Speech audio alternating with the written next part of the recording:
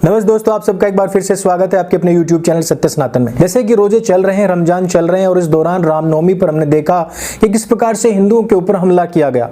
बहुत सारी गाड़ियों को जलाया गया, पथराव किया गया, हमला किया गया और इस दौरान सारे के सारे हिंदू इसी प्रकार से हतप्रभ हैं, जिस प्रकार से पिछली बार रामनवमी और हनुमान जयंती पर निकलने वाली शोभा यात्राओं के दौरान थे। लेकिन बहुत सारे लोगों ने कहा कि भाई अब तो रमजान चल रहे हैं, शांति प्रिय समुदाय का सबसे बड़ा त्योहार चल रहा है। ऐसा हम मानते हैं कि जिस प्रकार से नवरात्रि के दौरान हम चेटी दलक को भी हानि नहीं पहुंचाते, ठीक उसी प्रकार से उनका ये मजहब है।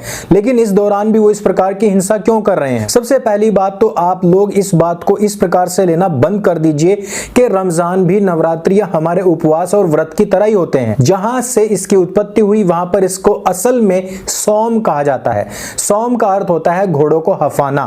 घोड़ों को हफाया क्यों जाता है? क्योंकि उनकी प्रैक्टिस कराई जाती है। प्रैक्टिस किस लिए कराई जाती है? प्रैक्टिस युद्ध के लिए कराई जाती है। तो क्या हर साल बिना किसी युद्ध भूमि के भी वो लोग यह प्रैक्टिस करते रहेंगे? क्या ये सारे के सारे भारतीय मुसलमान या फिर पूरे विश्व के 180 करोड़ मुसलमान किस युद्ध के मैदान में हैं? बिल्कुल युद्ध के मैदान में है। अगर हम केवल भारतवर्ष की बात करें तो ये एक गैर मुसलमान भूमि है और यहां पर उनकी जद्दोजहद और उनका युद्ध, मानसिक युद्ध लगातार चल रहा है। जैसे उनको मौका मिलेगा और जैसे ही आलसी, काफिर, मुशरिक या फिर गैर मुसलमानों के ऊपर उनको मौका मिलेगा वो हमला कर देंगे। तो इस प्रकार से क्या ये पूरी की पूरी एक आर्मी फोर्स है? जी हां, ये एक पूरी की पूरी आर्मी फोर्स है और 1400 साल पहले नियम बनाया गया था कि साल भर में 1 महीना आप लोग युद्ध की तैयारी करोगे। तो इस प्रकार से घोड़ों को हफाने का स्वरूप दे करके लोगों की तैयारी कराई जाती है। तो इनमें सुबह सुबह खाते हैं और फिर रात को खाते हैं। इसका मतलब क्या है? मकसद क्या है? अर्थात पूरे दिन यदि आपको थूक सटकने तलक की भी फुर्सत ना मिले, लगातार कंटिन्यू आपको युद्ध करना पड़ जाए, तो ऐसे में अगर आपको प्रैक्टिस ही नहीं होगी तो आप युद्ध कैसे कर पाएंगे? इसके विपरीत अगर हिंदुओं में देखा जाए तो महिलाएं तो उपवास रखती हैं, लेकिन उसके बाद में वो खूब आलू पूरी भर भर करके खाती हैं, जिससे कि उनका शारीरिक स्वास्थ्य भी खराब होता है। पुरुष अक्सर कर व्रत उपवास नहीं करते हैं, अर्थात वो पूरी तरीके से इस युद्ध की प्रैक्टिस से बाहर हैं। दूसरी तरफ मुसलमान हर तरीके का बच्चा, बूढ़ा, जवान, स्त्री, पुरुष सब के सब इस प्रकार का रोजा रखते हैं। अब ऐसे में प्रैक्टिस किसकी होगी? उन लोगों की होगी। मौका मिलते ही वो क्या करेंगे? युद्ध करेंगे।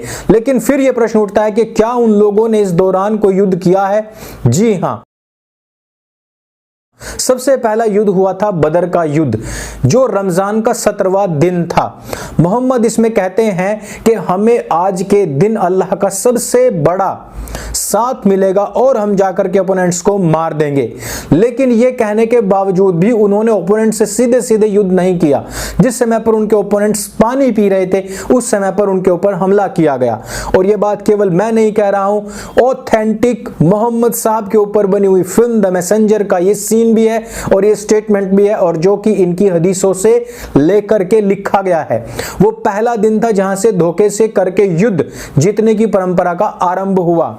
इसके ठीक 6 साल के बाद में रमजान के दौरान ही मक्के पर हमला किया गया और सभी काफिरों को मार करके वहां की मस्जिद के ऊपर कब्जा कर लिया गया। हिजरी के 92वें वर्ष में हिस्पानिया पर इसी रमजान के दौरान हमला किया गया और धोखे से उनको मार दिया गया। इसी प्रकार से 3 सितंबर सन 1260 में रमजान के दौरान ही एन जालूत का युद्ध मंगोलों के खिलाफ लड़ा गया और धोखे से उनको भी पीछे से वार करके हरा दिया गया। जिन्ना और मुसलमानों के द्वारा डायरेक्ट एक्शन डे की जो घोषणा 16 अगस्त सन 1946 को हिंदुओं के खिलाफ की गई थी, यह भी बदर की तर्ज पर 17वें रमजान रोजे के दिन ही की गई थी, जिसमें हजारों हिंदू मारे गए थे और लाखों लोग बेघर हो गए थे। माताएं बहनें जिस प्रकार से खाट पर डालकर के अचार सुखाती हैं, उस प्रकार से सड़कों पर हिंदू बहन बेटियों, बूढ़े, जवान, बुजुर्गों, छोटे छोटे बच्चों की लाशें पड़ी सूखती रही थी।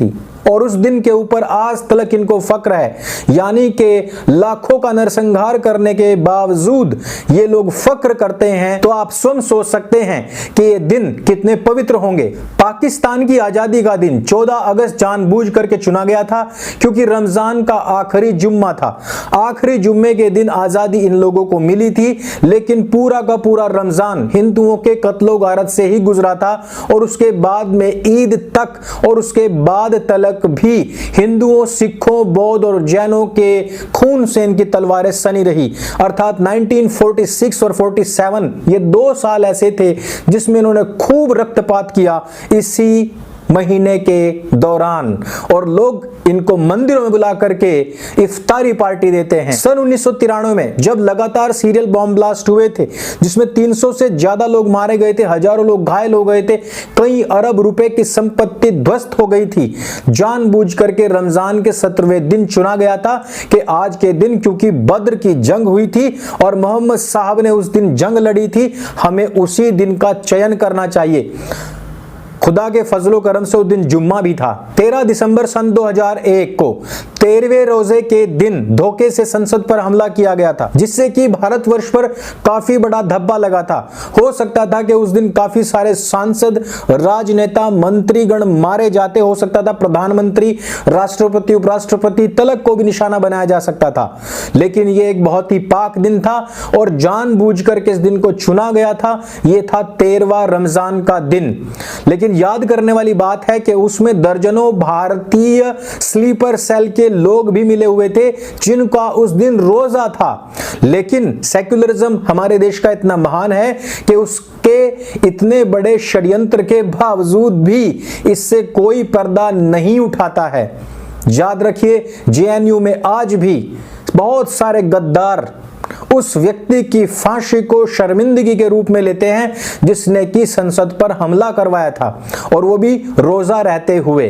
29 अक्टूबर सन 2005 को 24वें रोजे के दिन दिल्ली के अंदर लगातार 3 बम धमाके हुए थे जिसमें तकरीबन 70 लोग हताहत हुए थे। उस दिन जिन लोगों ने ये हमले किए थे उन लोगों का भी रोजा था। और खास बात यह है कि ये बम धमाके दीपावली को टारगेट करते हुए किए गए थे। जितने भी लोग मरे थे सारे के सारे हिंदू थे।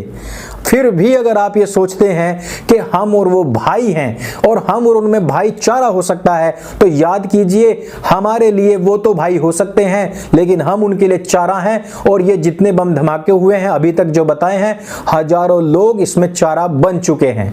13 सितंबर सन 2008 13वें रोजे के दिन कनॉट प्लेस दिल्ली के आसपास के इलाके में खूब सारे बम धमाके हुए थे जिनमें कि 23 लोग मारे गए थे और 120 घायल हुए थे, और सारे के सारे हिंदू थे। ये है इस पाक रमजान के महीने का इतिहास और इस इतिहास पर बेस्ड आपका वर्तमान, जिसमें कि आपको पता लग जाएगा कि ये कितना शांति का महीना है। और ये जो आज आप चौंक रहे हैं कि मेरा पड़ोसी अचानक से पेट्रोल बम क्यों मार रहा है, मेरा पड़ोसी अचानक से बम क्यों फेंक रहा है, गाड़ियां क्यों जला रहा है, धमकियों क्यों दे रहा है, पुलिस वालों को क्यों मार रहा है, ये तो बहुत ही सोफिस्टिकेटेड तरीका है। इससे पहले तो ये लोग टनों RDX IED फोड़ चुके हैं। जो अपना इतिहास भूल जाते हैं वो इसी प्रकार से अचानक से चौंक करके उठते हैं कि है ये अचानक से क्या होने लग गया है। अचानक कुछ नहीं है, 1400 साल का इतिहास है। ये तो मैंने आपको बताया कि रमजान के दौरान क्या हुआ। कुरान शरीफ में एक आयत आती है, आयत संख्या 95, जिसमें कहा गया है कि जब ये रमजान का महीना बीत जाए उसके बाद में मुशरिकों काफिरों को पकड़ो, घात लगा करके इनका पीछा करो और जहां पर भी ये मिले इनका कत्ल कर दो। अब यानी कि रमजान के बीतने के बाद में, मीठी ईद के बीतने के बाद में क्या करना है वो तो बता दिया गया, लेकिन कब कब कहां कहां क्या क्या हुआ है इसके इतिहास पर भी थोड़ी सी गौर कर लेते हैं। मोपला का हत्याकांड जिसमें कि हजारों हिंदुओं को मार दिया गया था, यह भी रमजान के तुरंत बाद शुरू हुआ था, जो कि अपनी बताई गई सुन्नत पर पूरा पूरा खरा उतरता है। पाकिस्तान ने अपने स्लीपर सेल की मदद से 1971 का युद्ध ठीक रमजान के तुरंत बाद शुरू कर दिया था, जिसमें उसकी मुंह को तो खानी पड़ी थी। लेकिन इतना बड़ा इतिहास भारतवर्ष में इनका घटित होने के बावजूद किसी सरकार या किसी भी बुद्धिजीवी ने आज तक इस पर एनालिसिस नहीं किया है। गोधरा कांड सन 2002 का गोधरा कांड सब चिल्लाते हैं, लेकिन गोधरा में जो साबरमती एक्सप्रेस जलाई गई थी वो ठीक 9/5 के तहत ही जलाई गई थी कि जब ये पवित्र महीना बीत जाए उसके बाद में सभी गैर मुसलमानों के साथ ये करो। दशकों लग गए न्याय आने में, लेकिन इन दशकों के दौरान किसी ने इस बात पर गौर नहीं किया कि उनकी विचारधारा जहां से पोषित हो रही है, जहां से प्रेरित हो रही है, वो किताब क्या कह रही है। जब हिंदुओं को मारने वाला स्वयं कहता है कि मैं जन्नत जाऊंगा, मुझे हूर मिलेंगी, 72 हूर मिलेंगी, मुझे वहां पर दारू पिलाई जाएगी खुद अल्लाह के द्वारा, ये मेरी किताब में लिखा है, तो हमारे कोर्टें और हमारी न्याय व्यवस्थाएं इन सब बातों पर गौर क्यों नहीं करती है? क्या सेक्युलरिज्म का मतलब सिर्फ और सिर्फ हिंदुओं को दबाना है?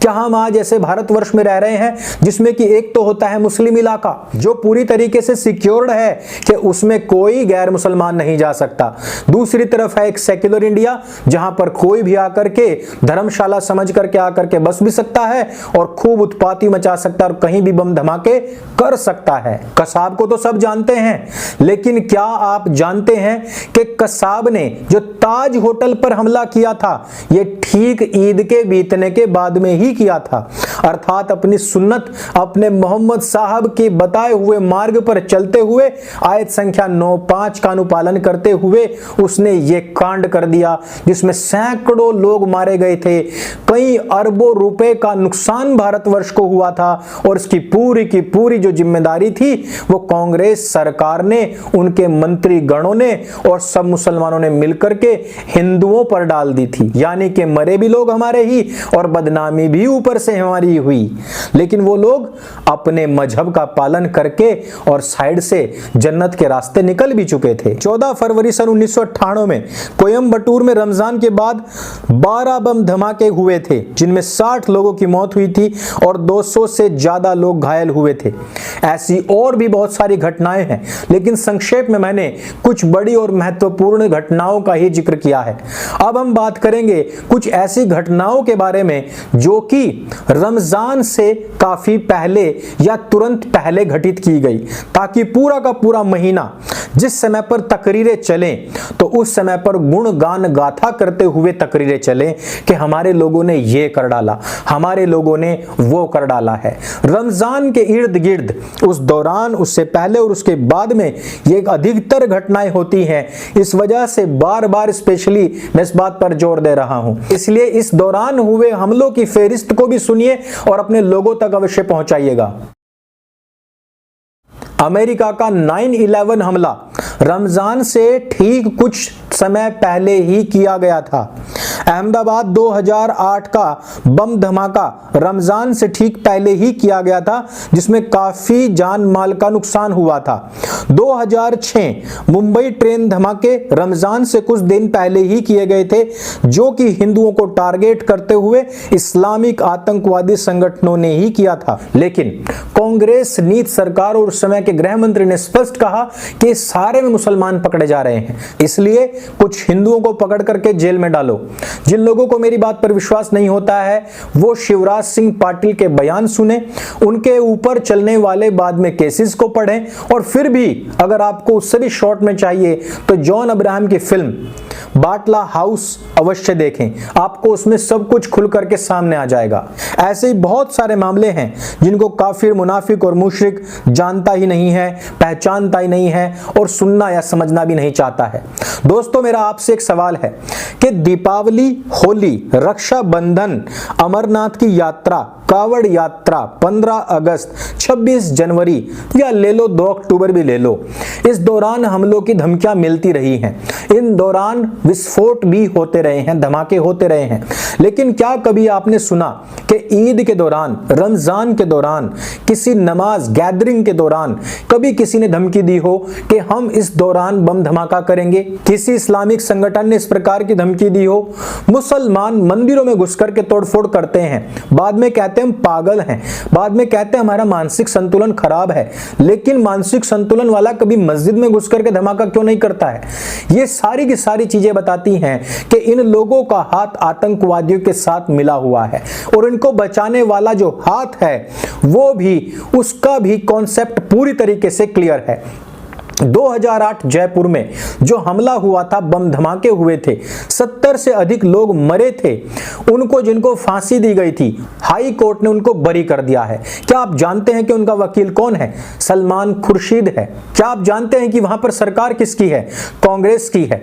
क्या आप नहीं समझ सकते कि इन दोनों ने कुछ ऐसा किया कि 84 दिन तक जब वहां पर रोजाना कार्रवाई चल रही है, सुनवाई चल रही है और वहां पर मुख्य अधिकारी ही प्रस्तुत ना हो, वहां पर एविडेंस और प्रूफ ही जमा ना किए गए हों, अगर उनकी गवर्नमेंट हर जगह हो तो आज सारी की सारी जिम्मेदारियां हिंदुओं पर डाल दी जाएंगी। जो लोग आज बिदक रहे हैं और कह रहे हैं कि सरकार, केंद्र सरकार कुछ नहीं कर रही है, उनको 10 साल पहले जाना चाहिए और या फिर एक बार कांग्रेस की सरकार का स्वाद ले लेना चाहिए।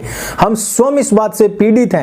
बैठे हम उत्तर प्रदेश में हैं, राजस्थान की सरकार कितना परेशान कर रही है, कितना ज्यादा टॉर्चर कर रही है, ये हम समझ सकते हैं, लेकिन जिन्होंने कभी जरा सी हवा नहीं झेली वही आज योगी जी जैसे महाराज जी का विरोध कर रहे हैं। दोस्तों, जम्मू कश्मीर के सामाजिक कार्यकर्ता सलीम रेशी इस बात को स्वीकार करते हैं कि रमजान के दौरान आतंकवाद की गतिविधियां ज्यादा बढ़ती हैं और उसका कारण है कि इनको रमजान के दौरान जिहाद करने का संदेश दिया गया है।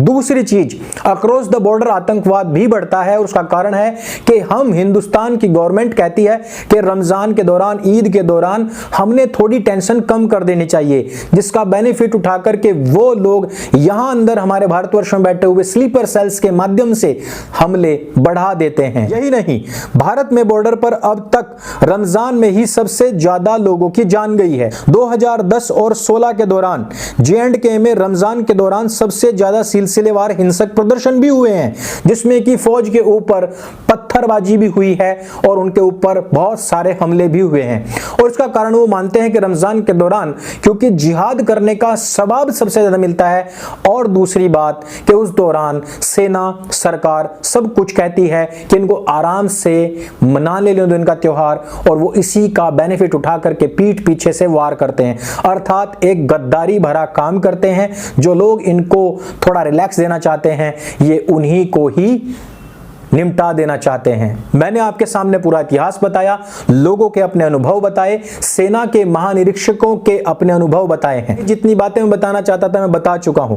आपके विचार भी हमें कमेंट करके अवश्य बताइएगा, क्योंकि गैर मुसलमानों के ऊपर हमले करने की यह रणनीति 1400 साल पुरानी है, इसका इतिहास बहुत पुराना है, घटनाएं बहुत असंख्यक हैं, जिनमें से हम कुछ चुनिंदा ही आपको बता सकते थे जो हमने आपको बताई हैं। आंखें खुले तो इस वीडियो को सबके साथ में शेयर अवश्य करेगा, अपना अनुभव भी हमें अवश्य बताइएगा। मेरे संग बोले सत्य सनातन वैदिक धर्म की जय। जय हिंद, वंदे मातरम।